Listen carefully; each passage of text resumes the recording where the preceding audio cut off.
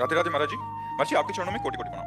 महाराज जी भगवत गीता जी में लिखा है कि कर्म करो उसके अनुसार फल मिलेगा। महाराज जी दूसरी तरफ ये लिखा है कि भगवान श्री कृष्ण जी कहते हैं कि मुझे ही जपो, मुझे ही मेरा ही ध्यान करो तो मोक्ष की प्राप्ति होगी। महाराज जी अलग अलग। हाँ, तो कर्म फल से मोक्ष थोड़ी मिलता है, कर्म से मोक्ष थोड़ी मिलता है। अगर मोक्ष चाहिए तो भगवान की शरण में हो, भगवान का नाम जप करो, भगवान की आराधना करो।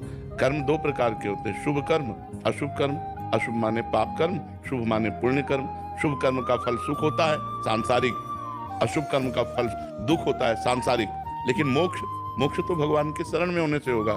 इसलिए भगवान की शरणागति, भगवान का नाम जप, भगवान की आराधना, ये हमें शुभ और अशुभ दोनों कर्मों से मुक्त करके आनंदमय, परमानंदमय, विज्ञानानंदमय, अखंडानंदमय, प्रेमानंदमय बना देती है।